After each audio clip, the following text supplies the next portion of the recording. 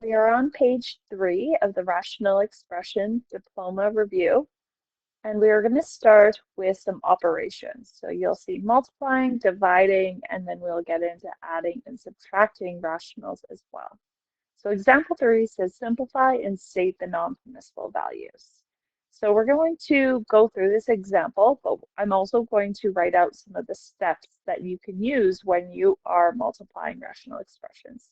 So I notice that it is multiplying because it's got that dot in the middle. So when it is multiplying, the first thing that you want to do is factor the numerators and denominators, so both the top and the bottom of the fractions.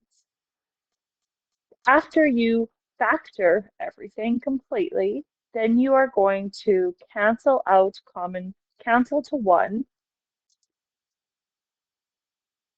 common factors.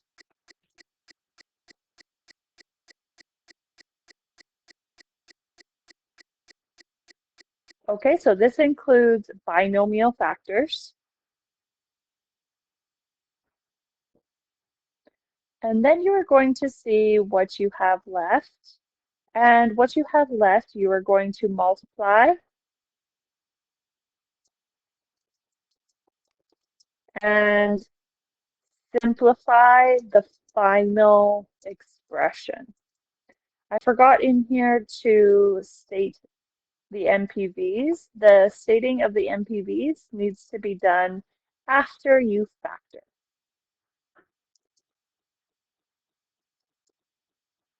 All right, so let's give it a try here. We have a squared minus 9 over top of 3a minus 9 times 15a cubed divided by 12a squared minus 36. So I'm going to start by factoring. So I can see here that the top of my fraction is a difference of squares, a plus 3, a minus 3 when I factor that. On the bottom of the fraction, I have a greatest common factor of 3, and once I divide by 3, I'm left behind with a minus 3. Okay, leave my multiplication symbol there. My monomial cannot be factored, and then my binomial down here can be divided by 12a. When I divide it by 12a, I'm going to be left behind with a minus 3.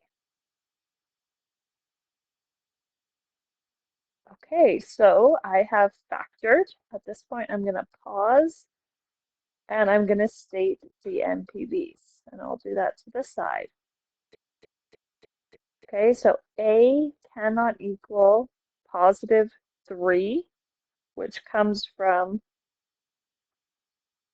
this binomial as well as this binomial. After that, a can also not equal 0. This is coming from the single monomials for the a's. Okay, so there are my two NPVs. Oh, sorry, I accidentally highlighted the top a cubed. I did not mean to do that, just the bottom a. So when we're looking at multiplying, just the bottoms of the fractions that we need to take into consideration. Okay, so after I have done step number 2, now I am going to cancel my common factors. So I see an a minus 3 here and an a minus 3 here. Those can cancel. Nothing else is exactly the same. So I have an a plus 3 on the top and a minus 3. Those aren't identical, so I cannot cancel them out. So at this point, I am going to write my monomials followed by my binomials of what I have left. So when I say multiply what's left, this is left, 15a cubed divided by a plus 3. So that is what is left. On the bottom, I have 3 times 12. I believe that is 36 with an a, and then a minus 3. So remember that saying that I've said lots, which is binomials can cancel with binomials if they're identical, and monomials can simplify with monomials. So at this point, I'm left with 15 divided by 36 for my coefficients. So I'm going to simplify those first. So just a reminder on how to do this on your calculator. So on our calculator, we type in 15 divided by 36, and then we are going to press math and we're going to press frac. And what that'll do is your calculator will simplify that for you. So you get 5 over 12.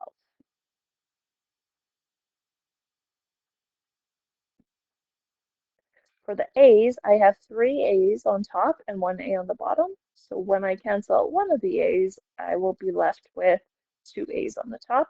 And then my binomial factors stay exactly as they were. So that is going to be my final answer. I can put a box around that. And that with my MPVs is going to give me my final answer. Okay, great. Let's move on to example number 4. The instructions for this one are the same. It says simplify and state the non-permissible values. But now when I look at it, I see a division statement. So for division, we are going to follow a lot of the exact same rules that we did for multiplication. So we're going to add one rule at the beginning, and that is our famous keep, change, flip. So KCF. So KCF means keep the first fraction, change the sign to multiplication, and flip the second fraction. So take the reciprocal. And remember that this does not change the sign to positive or negative. We just take the top and put it on the bottom, and the bottom and put it on the top. After that, you are going to follow the same steps as multiplication. Okay, so let's complete that first step here, which is the keep, change, flip. So I'm going to keep the first fraction. So 2y squared plus 6y. I'm going to divide by hy plus 2. Then I'm going to change the sign to multiplication and flip that second fraction. Okay, after that, I am going to follow the same steps as multiplication. So I'm going to factor. So on the top here, I can factor out a 2y. I'll be left behind with y plus 3. On the bottom, I can factor out a 2, and I will be left behind with 4y plus 1. 16y squared minus 1 is a perfect square. Or sorry, difference of squares. So 4y minus 1, 4y plus 1.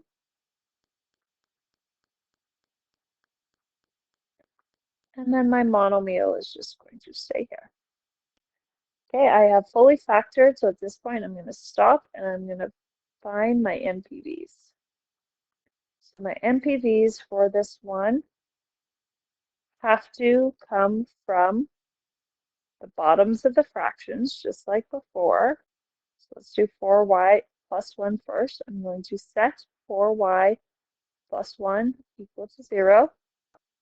I'm going to solve the equation. I'm going to minus 1 from both sides first, and then divide by 4 to get y cannot equal negative 1 over 4.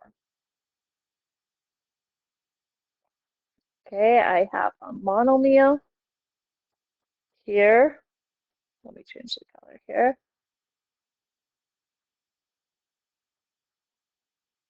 So for my monomial, y cannot equal 0.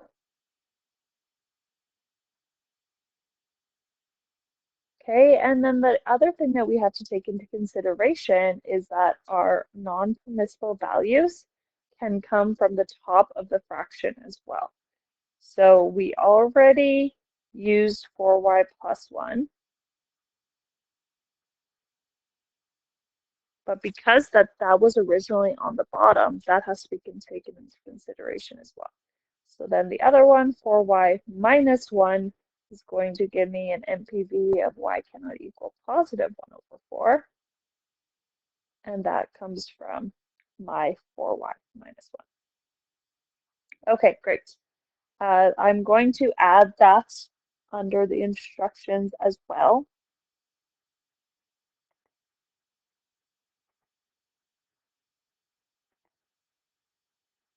Okay, so I've added in there NPVs come from the denominators of both fractions and the numerator of the second fraction.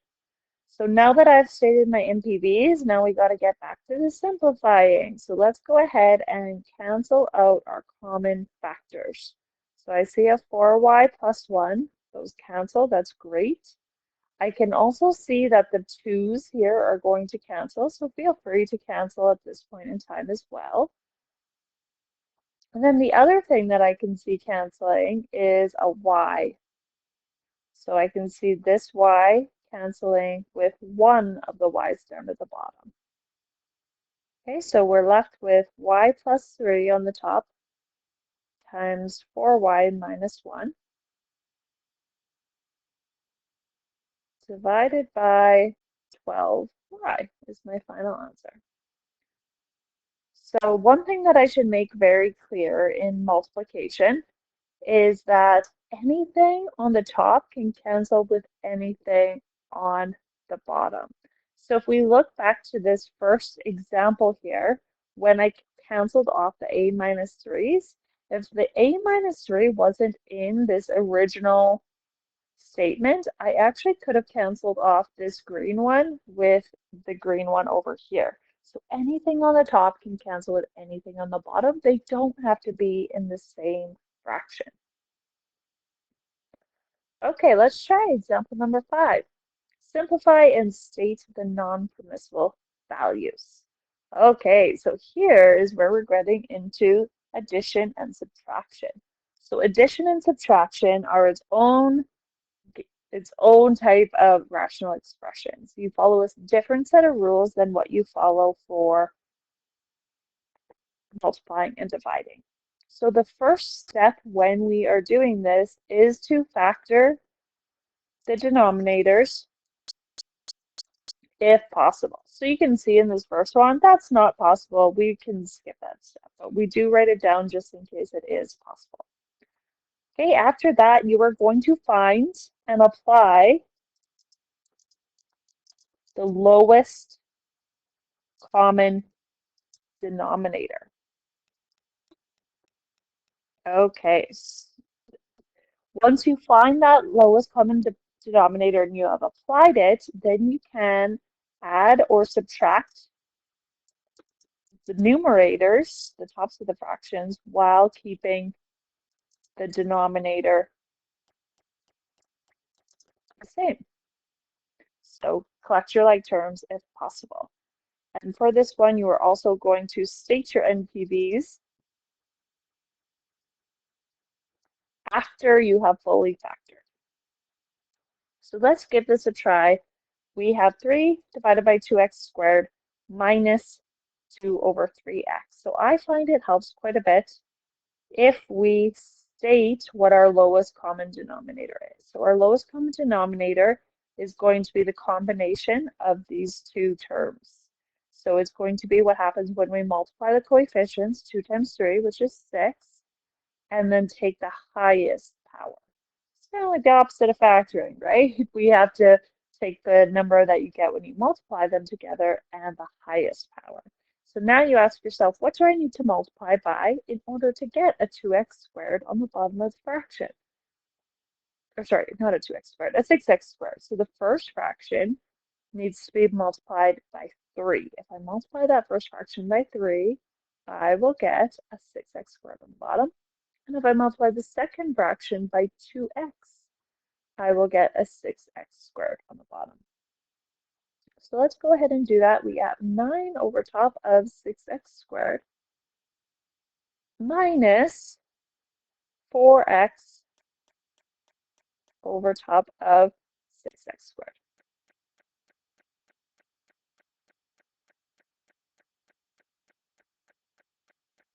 Okay, great. So I, of course, forgot to state the NPV, so I'll go ahead and do that now. The NPVs is x cannot equal 0 because I have a monomial on the bottom. And now I will subtract the tops, 9 minus 4x, while keeping the denominator the same. So remember when it says add or subtract the numerators, you can put them together if they are like terms, but in this case, they are not like terms. So that's going to be my final answer. It's looking good. So one thing I haven't mentioned is how you can use your calculator to check your answers. Okay, to check your answers on your calculator, you take your original equation and you put it into y1. So our original equation was 3 divided by 2x squared, and make sure I already didn't do a good job. 3 divided by bracket 2x squared. Make sure you put the numerator in brackets and the denominator in brackets. And then we are going to minus 2 brackets divided by 3x. Okay, so that is the original expression. Then the next thing that you do is take your answer, 9 minus 4x divided by bracket 6x squared.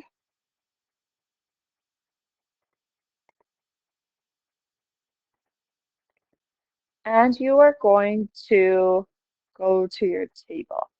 So what you are looking for in your table, just like before, is your y1 and y2 values being equal. So if they're equal, that means you have done it right. The only thing that you have to watch for is that you have actually fully simplified. So say this was a multiple choice question, you could solve it graphically. We could put the original expression in for y1 and then put a in for y2 and see if you get the same y1 and y2 values. So moving on to example number 6, if this was a question, you could solve it that way. You could put your original expression, 1 over x plus 2 minus 4x in for y1, and then put in a for y2 and see if they are the same. Now, it's a good thing to be able to do that for your multiple choice, but it is important that we can show how to do it algebraically if it is a written response question as well. My recommendation is mainly to use that to check your work rather than to actually do the work. So if we are subtracting here, we need to find our lowest common denominator. I notice on the bottom that I have an x plus 2 and I have an x. Remember that a common denominator can only be found through multiplying, not adding. So our lowest common denominator is going to be x times x plus 2. So we need to multiply the first fraction, 1 over x plus 2. That needs to be multiplied by x in order to get our lowest common denominator. And our second fraction needs to be multiplied by x plus 2 in order to get that on the bottom. So let's talk about the subtraction sign here. The subtraction sign seems to cause a lot of grievances when we are solving. So my recommendation is that you switch it to a plus sign by making the top of your fraction, whatever is on the top, negative. So if I change this to a plus, then I have to change the 4 to be a negative 4. Now, in my experience, the negative 4 is substantially easier to deal with than the subtraction sign. So my recommendation is if you see a negative sign, subtraction sign, immediately switch it to a plus sign by changing the sign on everything on the top. It's called adding the opposite. Okay, let's see what I have here. Remember that we want to keep the bottom in factored form.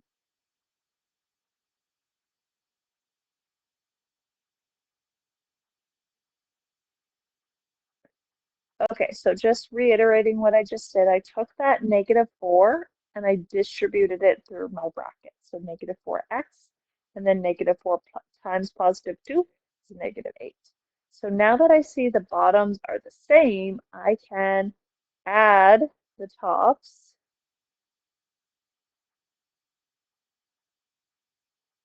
while keeping the same denominator. Okay, at this point, I should always check to see if I can combine like terms, and I can. I have an x here and an x here, so I can simplify my final answer to be negative 3x minus 8 over top of x times x plus 2. So the answer is D.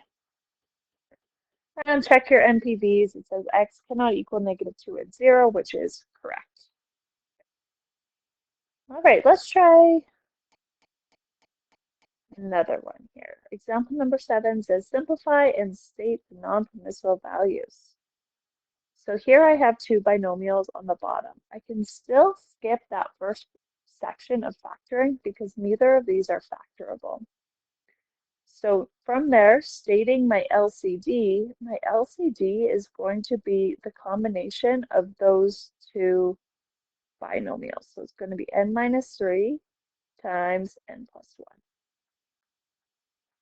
So the first set of brackets here needs to be multiplied by n plus 1 in order to get that on the bottom. See if I have enough space or I can write it on a new line. There we go. And then the second set of brackets needs to be multiplied by n minus 3.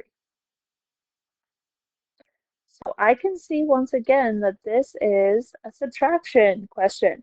So I am going to follow my own advice. I'm going to change it to a plus and then change the top of my fraction to be the opposite sign. So now I'm going to go ahead and I am going to start expanding my numerators while keeping my denominators the same. So what that means is this 3n has to get multiplied through. So I'm going to get 3n squared plus 3n when that multiplies through over top of n plus 1 times n minus 3.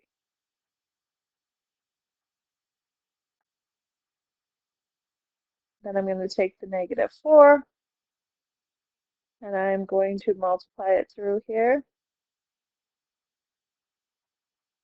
to get negative 4n plus 12 divided by n plus 1 n minus 3. So now that my denominators are the same, I can collect like terms on the top.